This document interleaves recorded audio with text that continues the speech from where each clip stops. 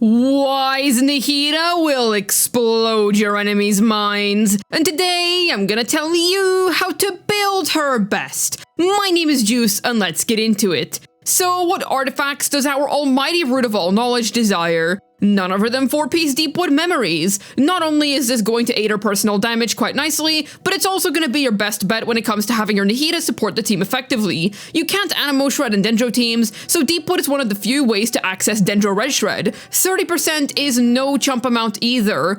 Easily her most consistent best-in-slot pick across all of her teams. You can also opt for 4-piece Gilded Dreams. Depending on the team comp, you can get a nice amount of both EM and attack percent from this choice. If you already have a Deepwood holder in the team, this is a great alternative pick considering that it's paired with Deepwood. Lovely choice. However, 4-piece Golden Troop is the way to go if you're all about Nahida's personal damage. All of her significant sub-DPS comes from her skill, so if you really want to hone in on that, then Troop will be your new best bet. It's in a very resin-efficient domain too, so chances are it's quite realistic that your Troop pieces will compete with the quality of your Gilded pieces. Good stuff. 2-piece mix and match sets include 2-piece Dendro percent, EM, skill percent, and attack percent.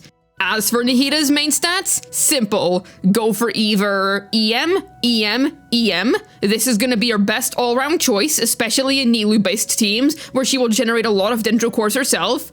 Or EM, Dendro percent, crit percent. This will be good in teams where her personal damage is wanted, or in comps where Nahida having super high EM doesn't really have any benefits. For example, Chloriander Aggravate comps. Or EM, crit percent. This would be a hybrid build that combines having high EM with having some crit stats, so that she is better equipped to handle every single situation. In turn, she will be weaker in more specific scenarios, such as crit percent having no value in Nilu Bloom teams. Pick whichever main stat combo best suits the particular team that you want to use your Nahida in.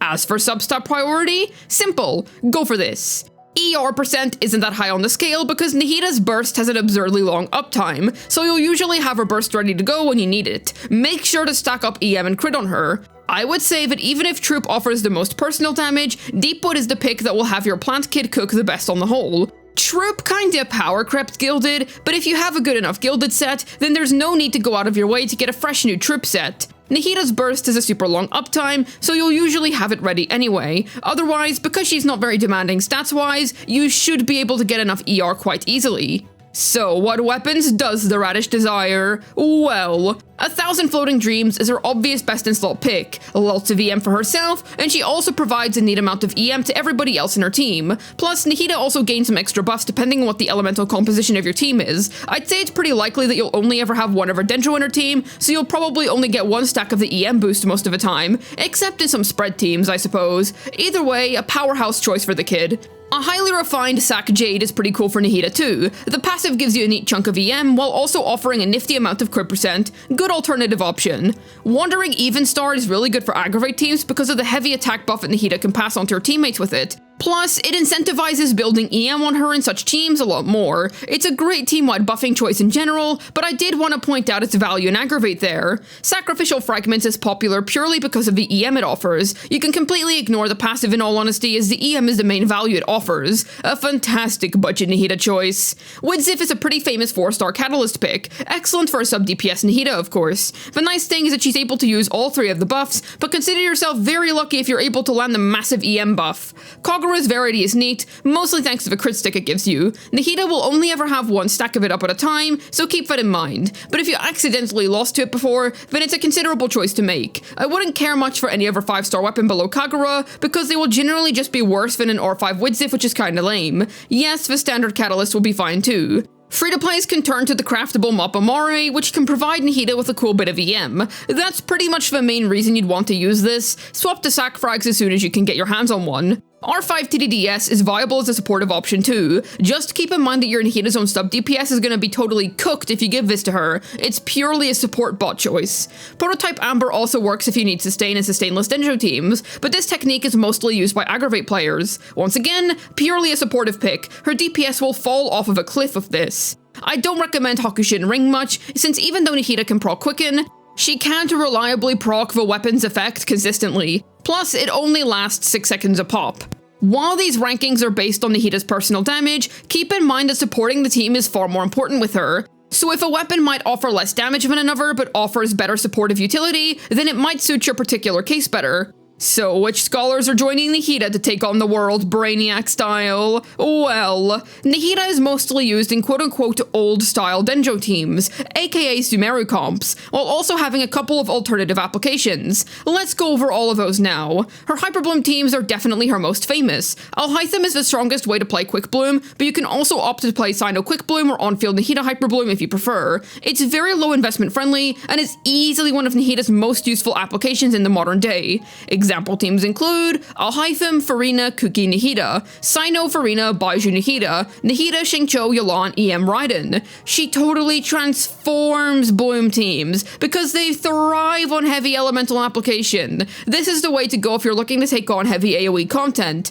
Nahida is Nilu's best in slot support by kilometers. It's not even close. She can also be quite the incredible on-fielder in these teams if needed. Example teams include Nahida, Nilu, Yalan, Baiju, Coco or Barbara, Nilu, Yalan, Nahida. The Plant Kid in Aggravate is a bit of a mixed bag. On one hand, sure, she is the highest damaging support for the team. On the other hand, she applies so much Dendro to the point where getting Electro Swirls can be kind of annoying sometimes. However, I wouldn't worry about it too much, just swirl before applying Nahida's mark, then you're good to go. I'd say that Yai enjoys the EM share aspect of Nahida the most, because she has split scaling with EM, but the other two aggro DPSs don't care as much. Plus, in Yai and Kaching teams, you're probably going to want to put Nahida on P-Amber, because they can't sustain themselves the way that Clorox can. Either way, a lovely choice. Example teams include Yai Miko, Fischl, Nahida, Kazuha, Kaching, Fischl, Plant Kid, Kazuha, Chloriander, Insaniac, Brainiac, Knockyweed. She also works in spread teams pretty nicely. It's the same kind of idea that you'd expect. Her excellent Dendro Wrap and EM sharing abilities lend her to being fantastic in this team.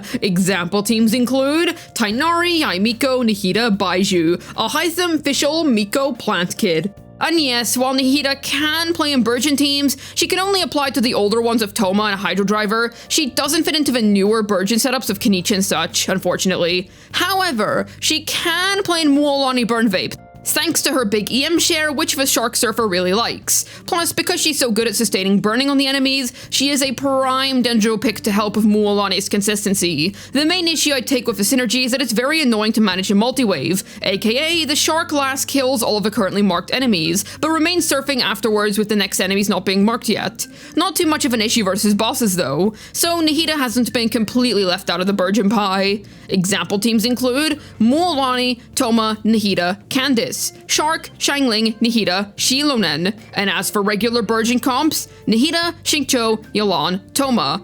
Ayato, yes, pretend that is Ayato, I don't have him. Toma, Nahida, Yalan. Burning Sustainer Nahida also works in Ganyu Burn Mail teams. I know that not many people are going to be using the character for this, but as a big fan of Ganyu, I gotta mention it. The EM share is lovely for Melt, and because the Plant Kid keeps burning up so well, there's no issues of using Ganyu's Burst in this team. Do know that the Go can get knocked over pretty easily in the comp, but if you get good at dodging, that shouldn't be an issue. There's only two main examples for this team archetype: Ganyu, Bennett, Nahida, Kazuha. Kazulad swirls Bennett's Pyro because of how it self-applies to whoever stands inside the circle to help keep consistent Pyro uptime going. Or Ganyu, Shangling, Nahida, Kazuha, if you aren't finding the Bennett-Kazuha synergy application to be enough. Yet how does our kid attune to the world of dreams work? Well, her normals will deal 4 simple strikes of Dendro damage. This is pretty nice for allowing her to drive teams on field. As for her skill, she'll mark enemies with a Seed of Skanda, but we'll just call them Dendro marks. She can mark up to 8 enemies at a time, and every time you deal elemental reaction damage or Dendro core damage to linked enemies, Nahida will unleash Tri-Karma Purification, which is essentially a blast of Dendro damage. She can press the skill, applying it to enemies nearby her, or hold it, allowing you to swing your camera around really fast to apply a ton of marks to as many enemies around you as possible. As for Nahida's burst, she'll create a huge dome which gives buffs depending on what types of elements you have in the team. Pyro increases Nahida's Tri-Karma damage, Electro decreases the intervals between her Tri-Karmas, and Hydro extends her burst duration.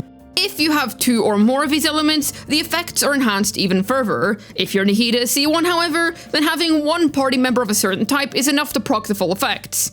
As for Nahida's Ascension passives, simple. Her A1 is extremely valuable. The EM share is one of this character's greatest points of utility. This is insane for all teams where she can be used, and should not be taken for granted. Easily one of the best parts of Nahida's overall kit. Her A4 rewards you for slapping a ton of EM onto her by offering the kid some more crit stats. This isn't going to matter much in Bloom teams or any core heavy team for that matter, but it's a super cool bonus to have for aggravate teams as an example. As for talent priority, simple, go for this. To be honest, you could just leave all of her talents at level 1, you're using her for her Dendro application and EM sharing most of the time anyway, but you can level her skill if you want to boost up her personal damage. Basics can be ignored as you're usually using them for reaction-based reasons which do not scale off of talent level whatsoever. When it comes to Nahida's burst, something interesting to consider is that it's optimal to keep it at level 1. The damage increase from Pyro teammates isn't relevant, since without spread her damage is not really that high. The duration increase from Hydros is enough at level 1, and the Electro buff is nice for Hyperbloom teams to be fair, but if you're playing on-field Nahida Hyperbloom, then it matters less. And in aggravate teams, Nahida will proc Dendro applications more, which actively makes swirling harder. Don't worry, it's nothing game-breaking if you've already leveled it up, but if you haven't done so yet, then I wouldn't do it without a good reason to do so.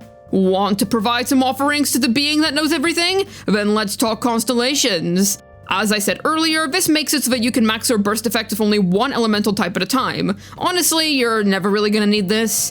This elevates traditional Dendro teams to the next level. Literally every viable Nahida team is going to fry the abyss completely. One of the strongest points of vertical investment that exists in all of Dendro. The +3 to your skill is cool if you care for Nahida's damage, otherwise it's just sorta there. This isn't the worst C4 in the world, more EM is always cool. Alas, it is but a small bonus more than anything else.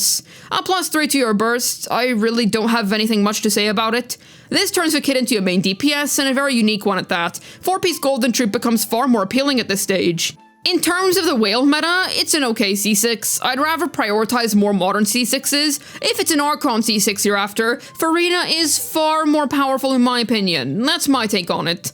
If you want to vertically invest in Dendro whatsoever, get C2 Nahida first. Her C2 will often be better than the C2s of most of her Sumeru units. From there, you can get 1,000 floating dreams, and after that, I would personally stop there. Her vertical investment is pretty good, she doesn't really have any bad constellations. But do keep in mind that investing into Nahida is only investing into traditional Dendro teams, unlike how investing into somebody like Farina vertically equals investing into every team possible. Nahida to this day remains as an excellent choice for any free-to-play looking to jumpstart their Genshin account. She's really easy to put together and form a team with. She's remained as quite a good unit even after Sumeru has long since left his golden age. I do think that the old Dendro meta is over. The Fontaine and Outlaw metas are a lot better, but that was to be expected. After all, there is only so far that you can take Dendro investment. With that being said, if you're a newer player or a free-to-play with not many character options, Nahida is still definitely worth your time, even in this current 5.1 Nautilus Age of Genshin. Hopefully this video was able to get your Nahida frying her enemies' minds. This has been Juice, signing out, and you've heard of Radish, but since we're in the autumn season, might I introduce you to the White Pumpkin?